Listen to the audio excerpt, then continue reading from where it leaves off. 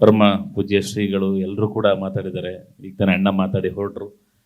So ನಾನು ಕೂಡ ಒಂದು ಮೀಡಿಯಾದಿಂದ ಬಂದಿರತಕ್ಕಂಥವನೇನೆ.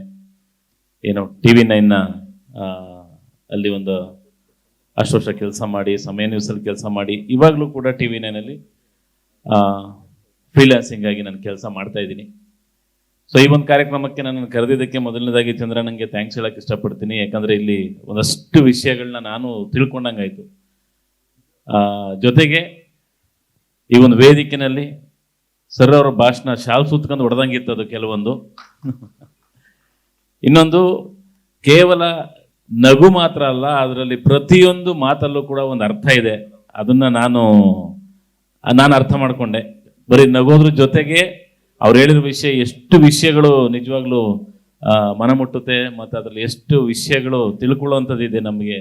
ಯಾಕಂದ್ರೆ ಬೆಂಗಳೂರಲ್ಲಿ ಇದ್ದವ್ರು ನಿಜವಾಗ್ಲೂ ಜಾಸ್ತಿ ದಿನ ಬದುಕೋದಿಲ್ಲ. ನಾವು ಆದಷ್ಟು ಬೇಗ ಊರ ಕಡೆಗೆ ಹೊಂಟ್ಬಿಡ್ಬೇಕು, ಏನು ಮಾಡ್ಕೋಬೇಕು ಎಲ್ಲಾನು ಮಾಡ್ಕೊಂಡು ಹೊಂಟ್ಬಿಡ್ಬೇಕು ಊರ ಕಡೆಗೆ ಅಂತ ಅಣ್ಣ ಹೇಳಿದ್ರು. ಅಣ್ಣ ನಾನು ಅದನ್ನು ಪಾಲಿಸ್ತೀನಿ ಅಣ್ಣ, ಬಿರ್ನೇ ಹೋಯ್ತೀನಿ ಊರಿಗೆ ನಾನು ಇರಕ್ಕಿಲ್ಲ ಇಲ್ಲಿ.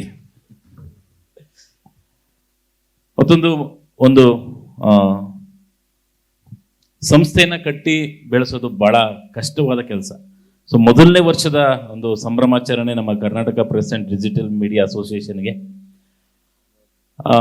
ಇದು ಹೆಂಗೆ ಸಾಕಿರ್ತಾರೆ ಅಂದರೆ, ಹುಟ್ಟಿದಾಗ ಒಂದು ಮಗುನ 1 ವರ್ಷ ಎಷ್ಟು ಪ್ರೀತಿಯಿಂದ ಆಗಿರ್ಬೋದು, ಅದನ್ನ ಆರೈಕೆ ಮಾಡೋದಾಗಿರ್ಬೋದು, ಎಷ್ಟು ಚೆನ್ನಾಗಿ ಮಾಡ್ತಾರೆ.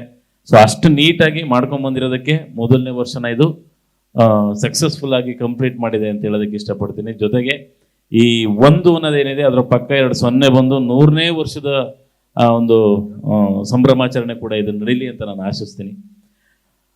ದೊಡ್ಡವರೆಲ್ಲರೂ ನೀಟಾಗಿ ಮಾತಾಡಿದ್ದಾರೆ. ನಾನು ಇಷ್ಟೇ ಮಾತಾಡೋಕ್ಕಾಗೋದು, ಇದಕ್ಕಿಂತ ಜಾಸ್ತಿ ನನಗೆ ಬರೋಕ್ಕಿಲ್ಲ, ಕ್ಷಮಿಸ್ಬಿಡಿ ನನ್ನ. Thank you very much.